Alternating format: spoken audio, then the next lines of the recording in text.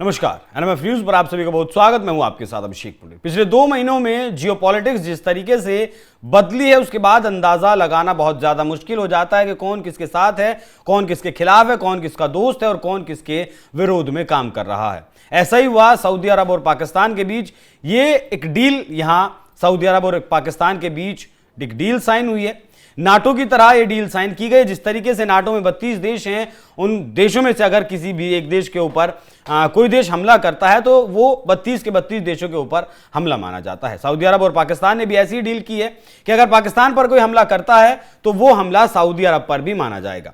इस डील के तहत पाकिस्तान की तो मजबूरी समझ में आती है, क्योंकि जिस तरीके से ऑपरेशन सिंदूर के दौरान पाकिस्तान को भारतीय सेना ने पीटा है, उसके घर में घुसकर मारा है, उसके न्यूक्लियर हथियारों से लेकर उसका जितना भी डिफेंस सिस्टम है या फिर उसके जो एयर बेसिस थे, आतंकियों के ठिकाने थे, सब पूरी तरीके से नेस्तनाबूद कर दिए। तो पाकिस्तान तो किसी हालत में नहीं बचा है। लेकिन सऊदी अरब की ऐसी कौन सी मजबूरी थी जो उसे भीख मांगने वाले पाकिस्तान के साथ ये डील करनी पड़ी?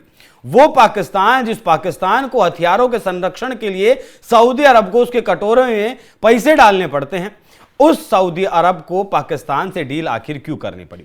आपको याद होगा 9 सितंबर के दिन इजराइल ने कतर की राजधानी दोहा में एक हमला किया।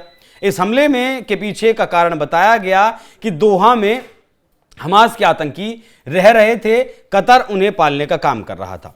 लेकिन कतर का यहां बयान आया कि अमेरिका के कहने पर ही वो हमास के जो लीडर्स थे, आतंकी थे, वो दोहा में थे, क्योंकि इजराइल और उन हमास के लीडर्स के बीच बातचीत होनी थी, वार्ता होनी थी। जैसे ही वो वार्ता हुई और जो डेलीगेशन बातचीत करने के लिए आया था इजराइल का, उसी ने जाकर लोकेशन अपने देश में दी और उसी लोकेशन पर जाकर कतर दोहा में उन आतंकियों को ठोक दिया गया इजराइल के द्वारा। अब उसके बाद एक डर का माहौल बना मिडिल ईस्ट के देशों में, क्योंकि इजराइल को मिडिल ईस्ट के देश बहुत ज्यादा पसंद नहीं करते हैं। इस्लामिक जो मुल्क है वो बहुत ज्यादा पसंद नहीं करते हैं। वो कतर हो, कुवैत हो, सऊदी अरब हो, यूएई हो, बहरीन हो या फिर ईरान हो, इराक हो, ये देश इजराइल को पसंद नहीं करते, क्योंकि जिस तरीके से फिलिस्तीन में नरसंहार चल रहा है वो एक वजह है, और वो वजह आज की नहीं है। वो वजह 1919 से चलती आ रही है, पहले विश्व युद्ध के लगातार बाद से। 1967 में 6 अरब देश मिलकर इजराइल के ऊपर हमला भी कर चुके हैं, लेकिन कुछ हासिल नहीं हुआ, बल्कि इजराइल ने उल्टा उन देशों की जमीनों पर कब्जा कर लिया था और युद्ध को हरा दिया था। अब जिस तरीके से दोहा में इजराइल ने हमला किया, अब कतर अमेरिका का एक बहुत बड़ा स्ट्रेटेजिक पार्टनर है, या फिर कहें कि बहुत अच्छा मित्र है। अभी जब डोनाल्ड ट्रंप मिडिल ईस्ट के दौरे पर आए थे, तब एक 22-26 हज़ार का प्राइवेट प्लेन भी गिफ्ट किया गया था ट्रंप को, और $1.2 ट्रिलियन की डील भी की गई थी, जिसमें बहुत सारा निवेश भी अमेरिका में होना था, बहुत सारा हथियार भी अमेरिका से खरीदा जाना था। मतलब एक तरीके से कहें कि ये जो देश हैं सऊदी अरब, यूएई, कतर, इनकी सुरक्षा की जिम्मेदारी अमेरिका ने ली हुई है।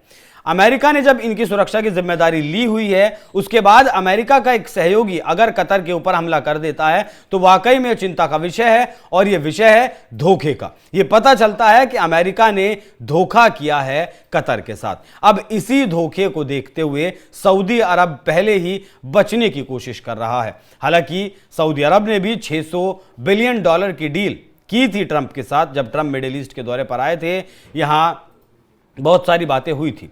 यही कारण है जितने भी आप ओआईसी में जो 57 मेंबर्स हैं या फिर जो अरब कंट्रीज हैं, इन सब में पाकिस्तान अकेला ऐसा देश है जिसके पास परमाणु हथियार है। इसीलिए मुस्लिम वर्ल्ड में, मुस्लिम कंट्रीज में पाकिस्तान को थोड़ी सी ज्यादा इज्जत मिल जाती है, और इसी इज्जत से पाकिस्तान बौखला जाता है।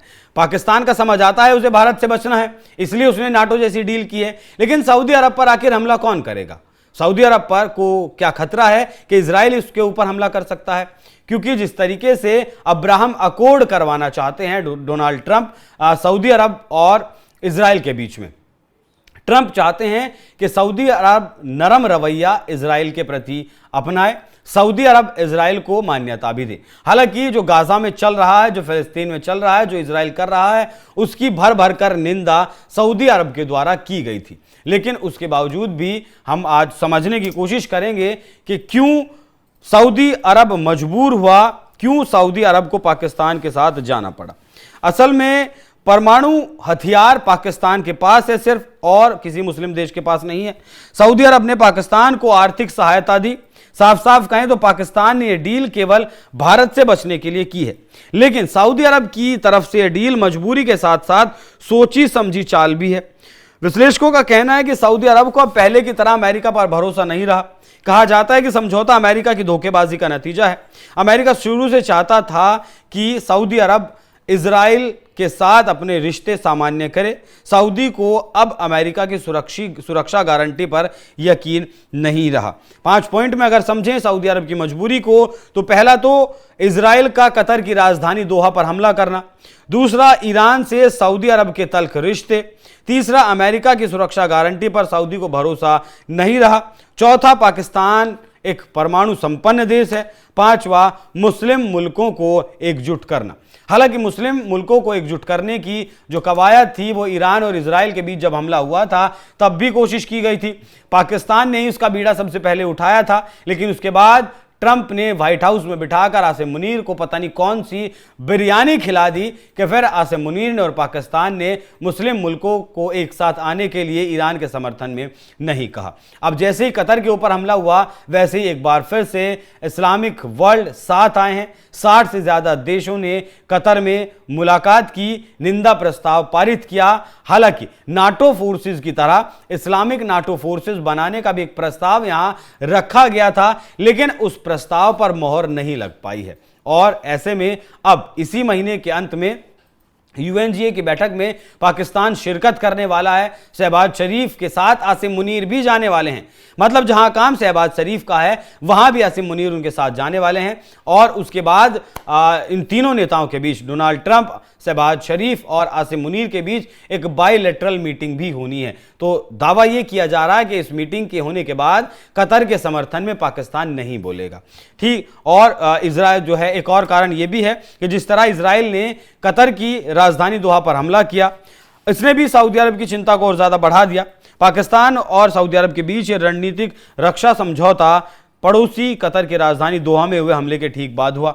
इजराइल ने दोहा में हमास नेताओं पर हमला किया था। हालांकि दोहा में हुए हवाई हमले की निंदा जरूर की गई थी, लेकिन कोई ठोस कदम नहीं उठाया गया था। तो एक तरीके से यह कहा जा सकता है कि सऊदी अरब इतना मजबूर हो गया है कि अब उसे अमेरिका की छतरी पर भरोसा नहीं रहा है कि अमेरिका की छतरी उसे बचा लेगी, और अब इस्लामिक मुल्क जितने भी हैं वो मिलकर अपनी एक अलग छतरी बनाना चाहते हैं। तुर्की भी इसमें मुख्य रूप से शामिल है। तुर्की और पाकिस्तान ये चाहते हैं कि नाटो फोर्सेस की तरह इस्लामिक नाटो फोर्सेस का गठन किया जाए। अब देखना वाकई में दिलचस्प रहेगा कि क्या इस्लामिक नाटो फोर्सेस का गठन होता है, क्या पाकिस्तान और सऊदी अरब जिस तरीके से साथ आए हैं वो कुछ अलग दिशा में चलते हैं, या फिर अमेरिका की तरफ से इसे लेकर कोई बयान आता है और इजराइल को काउंटर क्या ये इस्लामिक देश मिलकर कर पाते हैं। क्योंकि इससे पहले भी कई बार मिलकर इस्लामिक देश इजराइल को टारगेट करने की कोशिश कर चुके हैं, लेकिन कर नहीं पाए हैं। बाकी ये जो मजबूरी